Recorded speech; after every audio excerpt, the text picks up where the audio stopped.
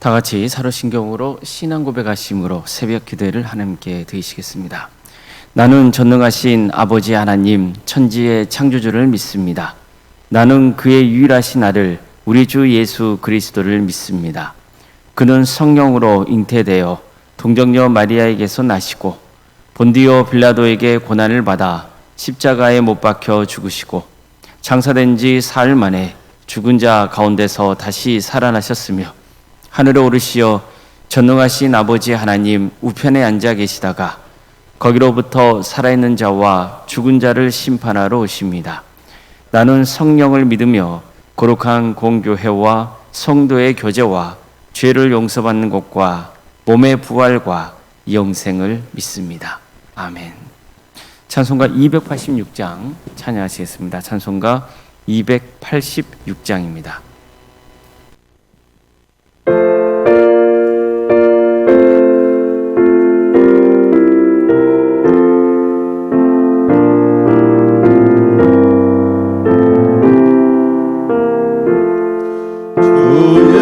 예수님 내 맘에 오사 날 붙들어주시고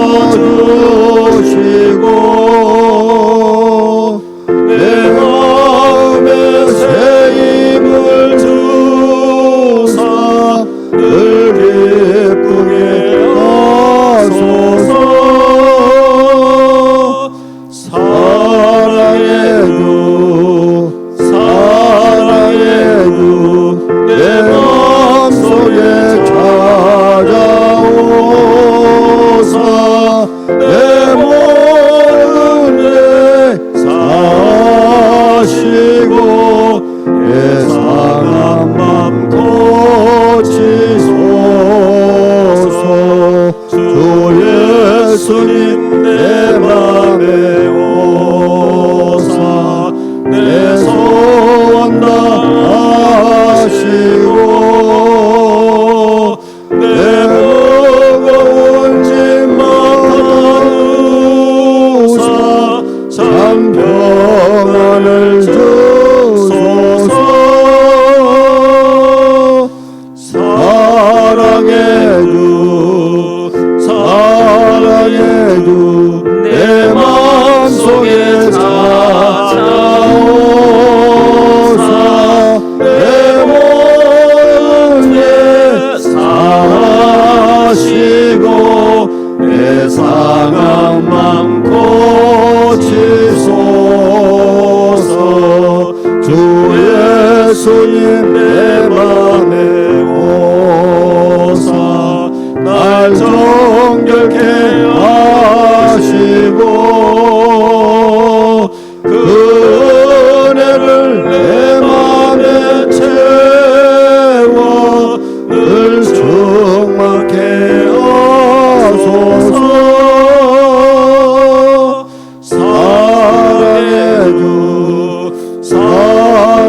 사랑해도 내 마음속에 찾아오사 내 모든 죄 사하시고 내 상한 맘 고치소서. 주 예수님 내 맘에 오사 내 길 인도하시고 주 성령을 내 맘에 채워 늘 충만케 하소서.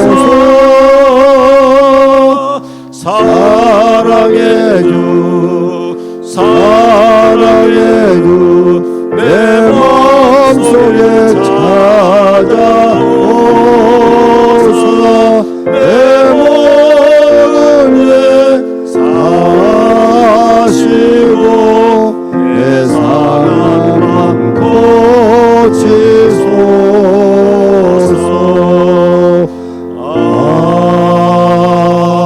아멘.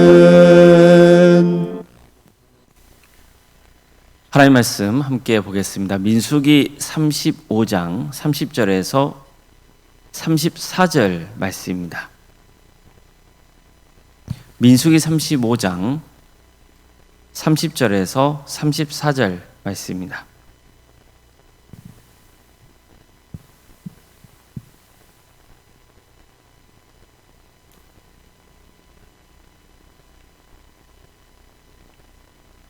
민수기 35장 30절에서 34절까지의 말씀을 교독하시겠습니다.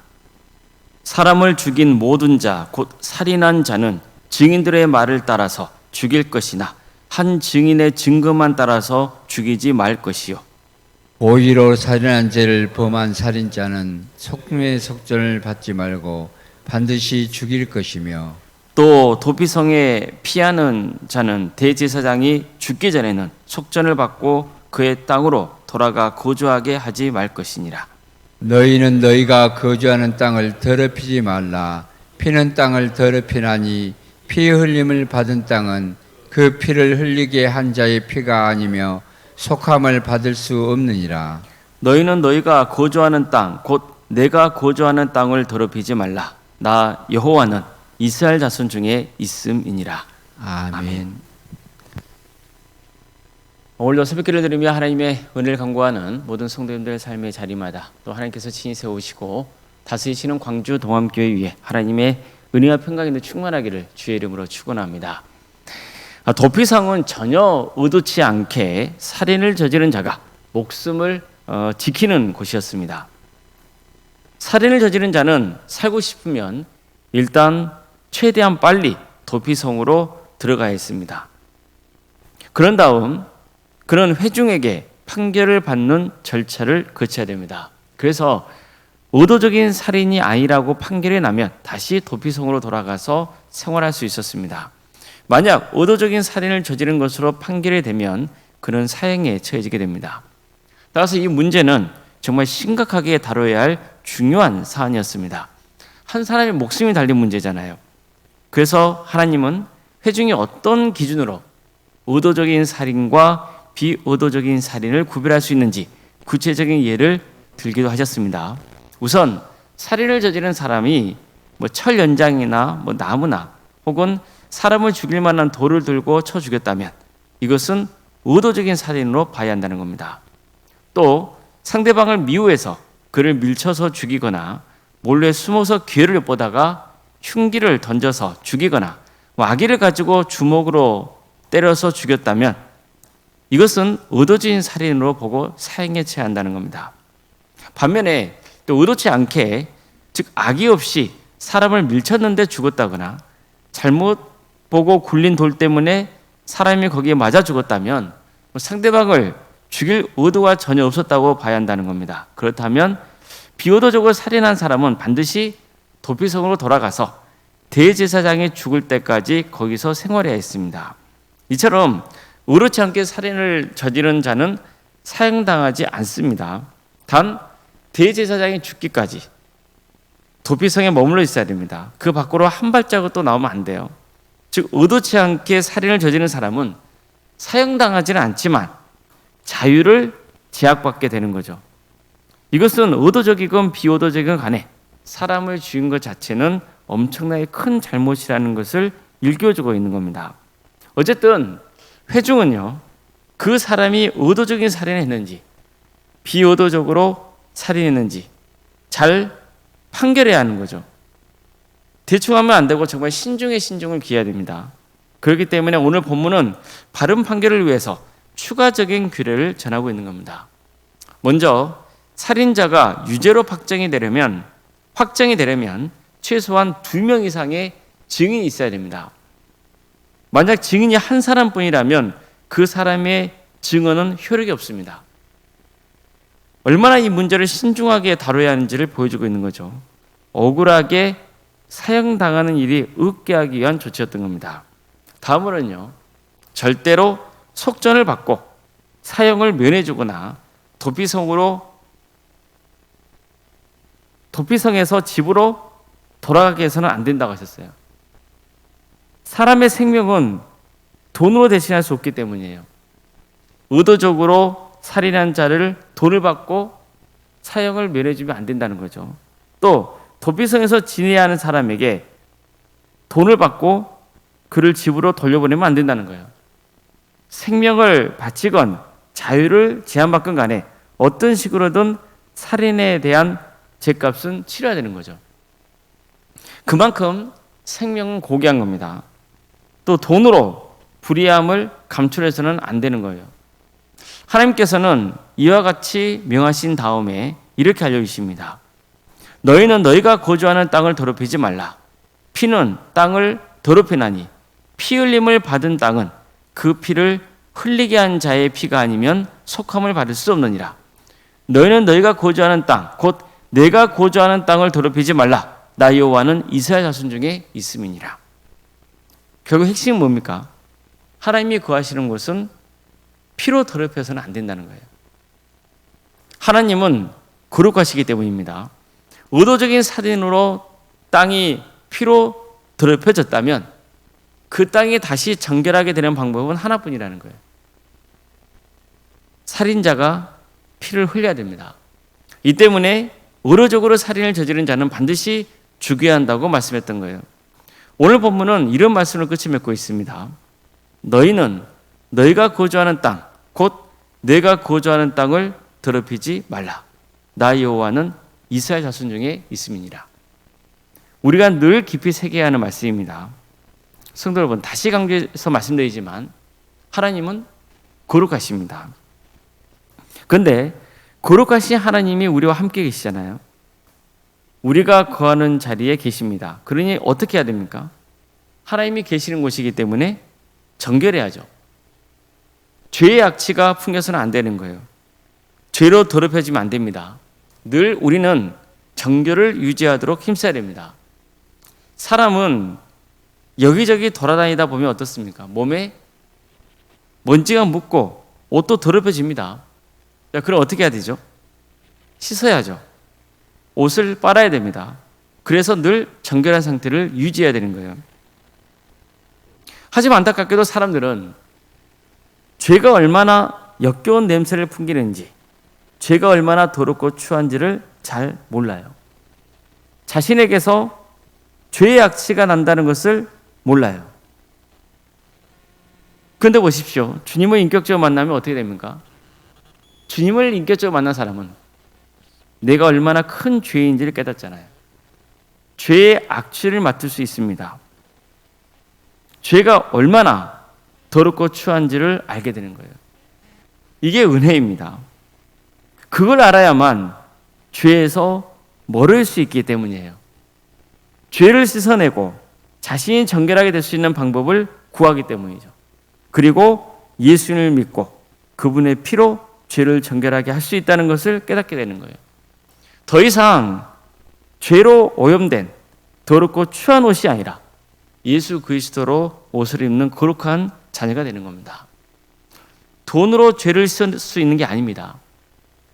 안타깝게도 세상은 돈으로 죄를 감출 수도 있습니다.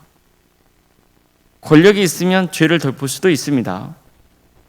돈과 권력 앞에서 위증하기도 하고 또 사람을 해치기도 합니다.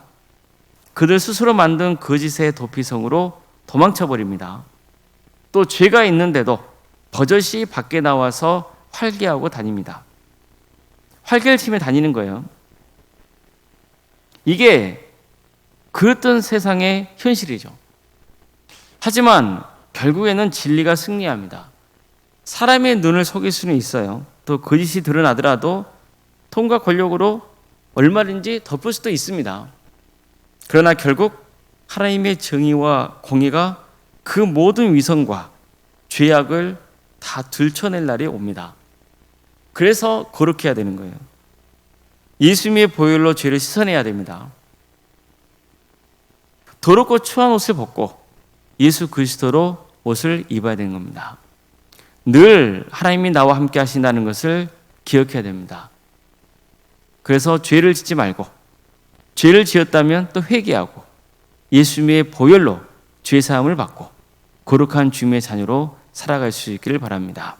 그래서 하나님의 심판 때에 우리 모두가 구원의 은혜를 누리는 그런 복된 역사가 있기를 주님의 이름으로 축원합니다. 기도하시겠습니다.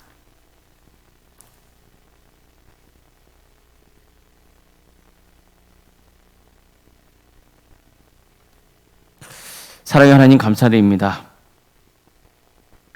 예수 그리스도로 주로 고백하게 하여 주시고 또 정결한 주님의 자녀로 세워주심에 감사드립니다. 죄가 얼마나 추악한 것인지를 깨닫게 하심도 감사드리고 하나님의 은혜를 사모하게 하심도 감사드립니다. 하나님은 거룩하십니다. 하나님이 거하신 자리는 거룩해야 됩니다. 우리의 심령이 하나님이 거하시는 곳이기에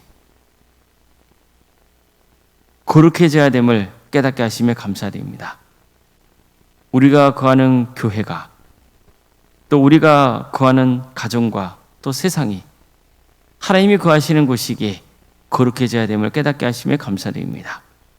주님, 우리의 연약함을 용서해 주시고 늘 우리에게 죄를 깨닫게 해주시며 회개하고 정결한 주님의 자녀로 살아가는 역사가 있게 하여 주시옵소서. 광주동안교회를 세워주시고 지금까지 인도해 주신 그 크신 내에 감사를 드립니다. 주께서 친히 세우신 교회가 죄로 물들지 않고 정결케 되는 역사가 있게 하여 주시옵소서. 늘 하나님의 말씀 앞에 바로 서려는 교회가 되게 하여 주시고 복음을 붙들고 서로 사랑으로 하나 되는 거룩한 공동체 되게 하여 주시옵소서.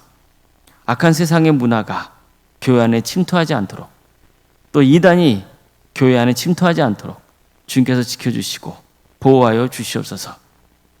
주님, 늘 성령 충만한 거룩한 공동체가 되게 하여 주시옵소서. 우리 성도들의 가정을 지켜주시고 선하게 인도하여 주시옵소서. 사랑의 주님, 어려움에 처해 있는 성도들을 주께서 긍휼히 주시옵소서.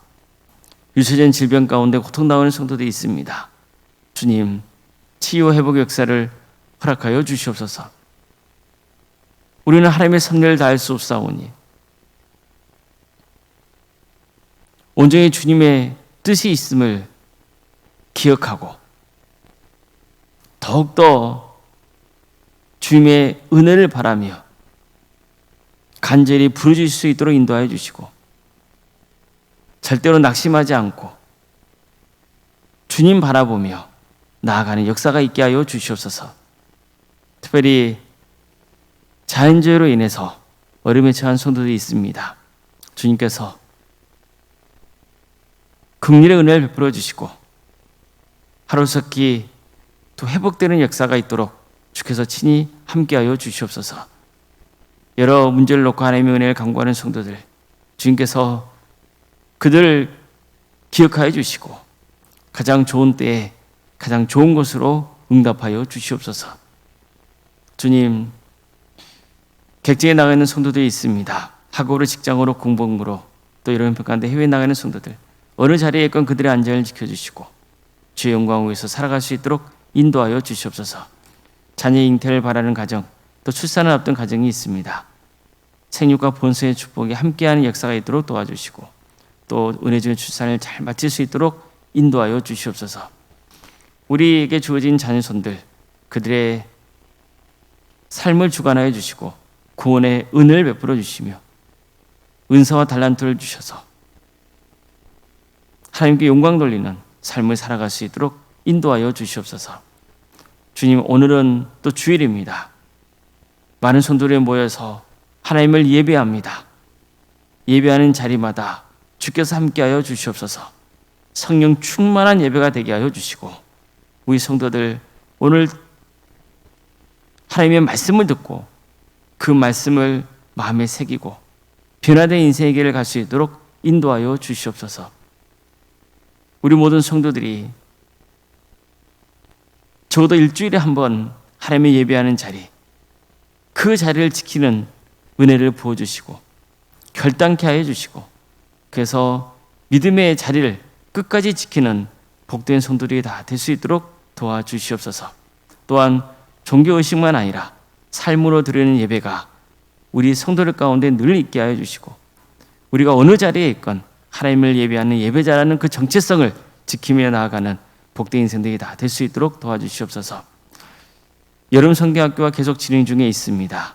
유치와 아동부 여름 성경학교 가운데 함께하여 주셔서 주님 은혜중의 모든 사에게 잘 마실 수 있도록 인도하여 주시고 이 기회를 통하여서 정말 우리 유치부 아동부가 부흥의 역사를 맛보게 하여 주시고 그들의 10년 가운데 예수 그리스도의 그 믿음이 심어지고 하나님의 때에 수많은 열매를 맺는 역사가 있게 하여 주시옵소서.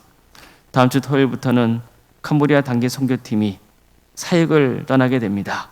주님 도와주시고 함께하여 주셔서 안전하게 잘 다녀올 수 있도록 인도하여 주시고 또 그 땅에 가서 복음의 씨앗을 잘 뿌리게 인도하여 주시고 캄보디아 선교팀이 이 기회를 통해서 신앙에 자라고 더욱더 성숙해지는 역사가 있도록 인도해 주시며 또 우리 모든 성도들이 우리 광주도감교회가 땅까지 복음을 증거하라 하신 그 주님의 지상명령에 순종하는 교회, 그래서 더욱더 크게 쓰임받는 복된 공동체가 되는 역사가 있도록 인도하여 주시옵소서. 이어지는 또 중고등부와 청년부 수련회 가운데 함께하여 주시옵소서. 준비하는 모든 손길들 가운데 친히 역사해 주셔서 이 기회를 통하여서 또 그들의 심령이 변화되는 역사가 있게 하여 주시옵소서. 주님, 오늘 삶의 삶 가운데 주께서 늘 함께하여 주시고 성령 충만케 하여 주시고 평안의 축복을 보여주시며 신앙의 명가를 소져갈 수 있도록 인도하여 주시고 또 장로님, 안수 이사님, 권사님, 집사님, 교육자 모두에게 성령 충만케 하여 주셔서 하나님의 말씀으로 무장되고 또 겸손하게 섬겨서 많은 성도들에게 귀감이 되고 또 하나님께도 칭찬받는 복된 직분자들이 다 될 수 있도록 인도하여 주시옵소서. 주님, 이 나라 민족을 기억하여 주시옵소서. 하나님의 공의와 정의가 바로 서지는 거룩한 나라 되게 해주시고 또 자연재해 때문에 여러 가지 어려움을 겪고 있는 사람들이 많사오니 하루속히 회복시켜 주시고 치유의 은혜를 베풀어 주시옵소서. 북한 땅에 많은 교회에 세워져 수많은 연대의 구원받는 역사가 있도록 도와주시고 하나님 나라를 선신하고 있는 목회자들과 선교사들을 주께서 늘 기억하여 주셔서 그들의 헌신을 통하여서 많은 구원의 임무에 맺어진 축복을 허락하여 주시옵소서. 오늘 하루의 삶의 주님께 온전히 의지합니다. 도와주시고 함께하여 주시옵소서. 거룩하신 예수님의 이름으로 기도드리옵나이다. 아멘. 하늘에 계신 우리 아버지, 아버지의 이름을 거룩하게 하시며 아버지의 나라가 오게 하시며 아버지의 뜻이 하늘에서와 같이 땅에서도 이루어지게 하소서.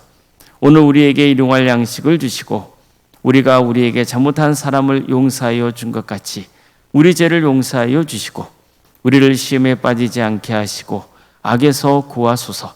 나라와 권능과 영광이 영원히 아버지의 것입니다. 아멘.